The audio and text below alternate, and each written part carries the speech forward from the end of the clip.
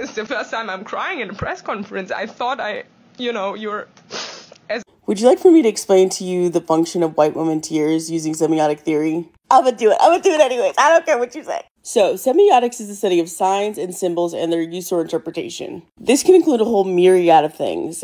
Visual, auditory, what have you. To explain semiotic theory, we first have to explain what a sign is. So signs and symbols are different. Signs are like a one-to-one. For instance, if I show you a lighter, what I mean is a lighter. If I show you a cookie, what I mean is a cookie. I'm not implying any meaning beyond what it is. It's like saying 1 equals 1. It is what it is. So once you pair a sign with a precise context, then it creates a desired meaning, which then elicits an intended response. This is one of the basics of how communication works. So again, using the sign of the lighter, if I showed you a lighter, and the context is that you're standing outside of a building with a cigarette in your hand, then in that moment, the designed meaning could be that I'm offering you this lighter. And the intended response from you would be to take it from me and use it. Let's use words to illustrate this, right? So if I say it's sunny outside, and the context is that it's warm outside, the sun is shining, you can see light all over my face, then the design meaning of that phrase is me just making an observation. And the response from you might be just nodding,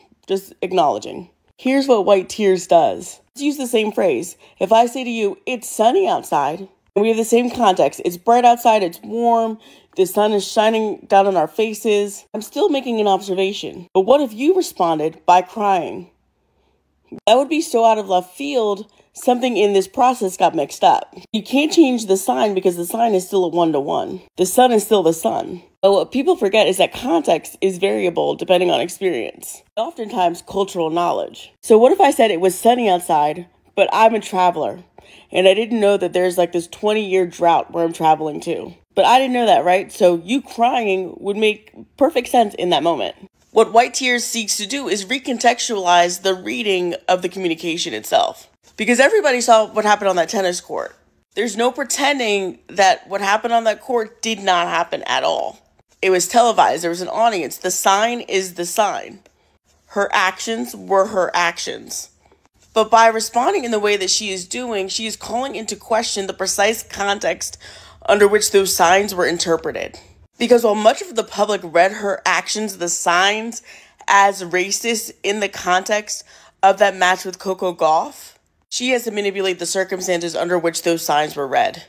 And white privilege itself allows white people to not have the exact or precise cultural context for the things that they are reading. So that when they see her crying, they look for a different context as to why she is crying.